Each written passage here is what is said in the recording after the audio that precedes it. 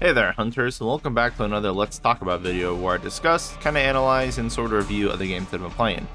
Today we're back to hunting, but not monsters, we're hunting vampires. So, today we're going to be talking about Evil West. Now, I don't know about y'all, but going into this game, I wasn't really sure what to expect. From the trailers and such, it looked like a third-person shooter with some fantasy settings, so I was thinking it would be similar to Remnant, but with a different theme. But what we got was a Hollywood action movie with some sick visual landscapes and some quite spectacular combat. Not really what I had signed up for, but I'm not really complaining either. So let's break this down and start discussing the main points I want to talk about, both good and bad. So Evil West is a narrative-driven game, highly linear, third-person shooter. As I said it before, it's basically an action movie. It's one of those games that's made up of a lot of cutscenes with some gameplay thrown in for engagement, kind of like Metal Gear, Last of Us, or God of War. I'm not saying that like it's a bad thing. Clearly there are some incredibly well-loved games that follow this kind of style of a movie plus experience. My only concern is that the actual movie part is not really going to grasp a lot of people like it should. Like a Hollywood action movie, the script and plot suffices, and it's got some mildly interesting banter or a quip here and there, but the rugged main protagonist, Jesse, feels like a typical brute with no background or personality. And while there's a variety of supporting characters, it just feels like everyone's kind of checking off a box of a typical side character, so there's not much to get attached to here. The plot of this movie, also not super unique or deep, cowboys and vampires at war, but outside of like Red Dead, I don't think we've had like a solid Western theme in the limelight for a while. Jesse and his father are essentially the heads of the Rentier Institute, an organization developed through killing vampires and designing tech to deal with them. Don't really want to get too deep into the plot or the story because that's literally half the game, but you know how it'll play out, I'm sure. And I know this is sounding kind of negative, but it's really not that bad. As I said, it suffices. And the voice acting is actually very well done. It's just not super unique as far as characters, environment, all that stuff is. And the pacing is also kind of weird at times. Sometimes you'll go to town to talk to people before you go to the next level. Sometimes you just go from cutscene after a level right into another level. So the movie just keeps on playing for the most part, and the player has very few chances to do anything. Granted, I guess the only thing to do in town at Calico is to just respec your perks and upgrades, that's it. So I can see why they kind of kept the game just moving. But enough about the plot. Can we take a moment to appreciate the art direction in these landscapes?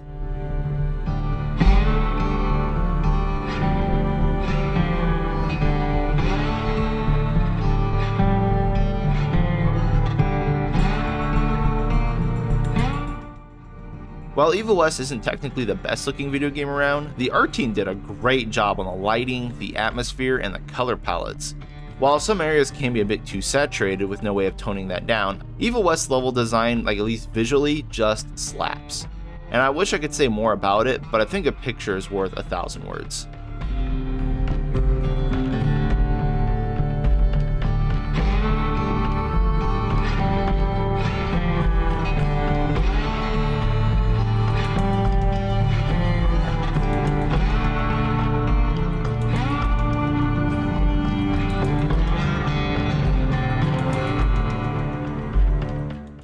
Sadly, for as good as these levels look, they are incredibly short-lived.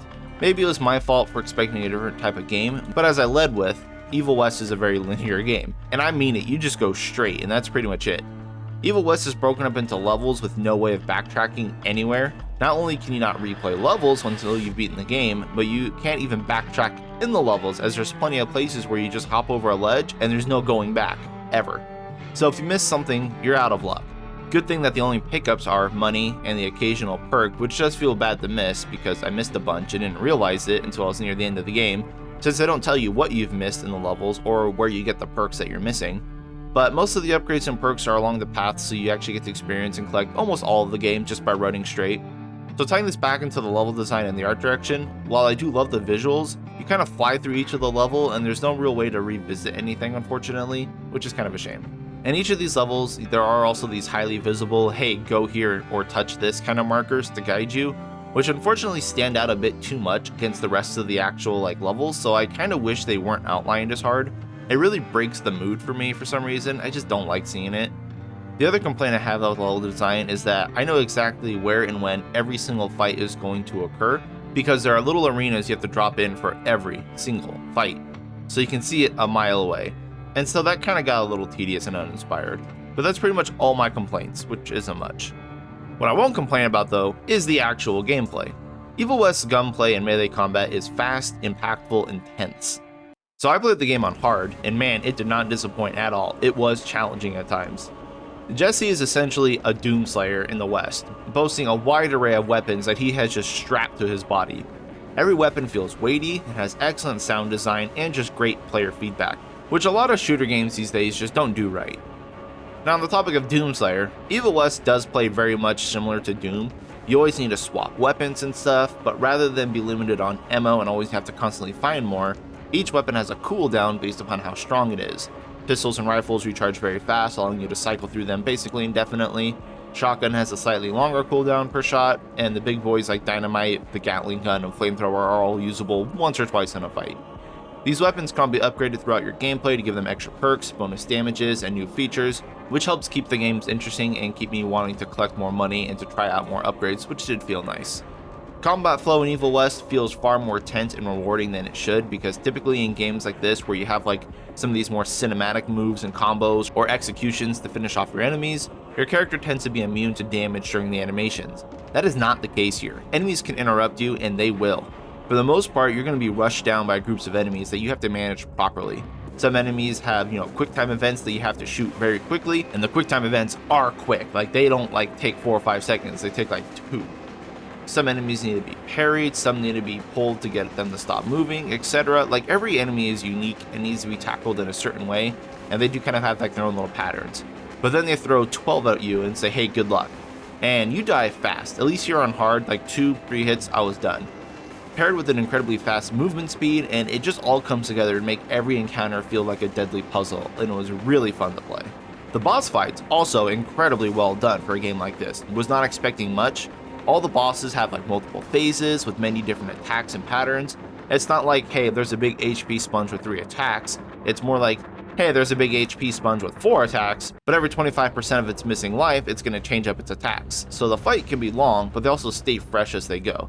And I was really enjoying the boss fights because on hard mode, it felt stressful knowing that I could just die at any point, 1 or 2 hits, and you don't get free HP in these battles either. The only way to gain HP is to execute enemies, which some boss fights don't have. And again, you can be hit during the executions, so you have to be careful. Or you need to do the quick time events, which are not easy to do, and those can give you HP if you have the perk for it, which you should definitely get. But there's never a time to just break away from the fight to pick up ammo or health like in other shooter games. So you are locked in. And as you can see, it is fast. I don't know, man, the comment just tickled my fancy very much. Bonus good news is that it is 2-player co-op, and I wouldn't mind trying this out to see how that feels. I'll wager it's just as good. It's weird though, because after I finished the main game, I got a pop-up saying that co-op can be played in all levels now, which makes you think that it's actually limited on the first playthrough. Not sure why that would be the case. But there's also New Game Plus, where you can keep all your upgrades, go back and collect what you've missed, and of course enemies are even harder, which is scary to think about. This gives you the opportunity to basically get all your missing perks as well, and do it potentially with a buddy. And I didn't really touch on the perks, I guess. It's a very plain system. Each of your actions and weapons can be upgraded to provide more utility or damage, and you get a perk every time you level up, or you can find some chests in levels that give perks as well. They can be reset for free at any time in some of the levels, and at the towns between levels. But yeah, that's pretty much Evil West. Not exactly the experience I was expecting, but definitely a fun ride.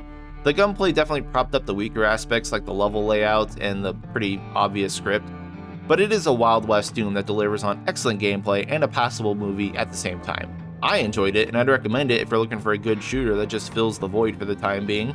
I finished the game in about 12 hours, but I also kind of steamrolled through it, so I expect the probably normal playthrough is probably about 12 to 16, which is just as long as any Doom game. But that's all for me though. Thank you all for watching, and thank you to my Patreon members. Appreciate you all. If anyone wants to talk shop about gaming in general, feel free to join the Discord, come hang, whatever's. But yeah, thanks again. Peace.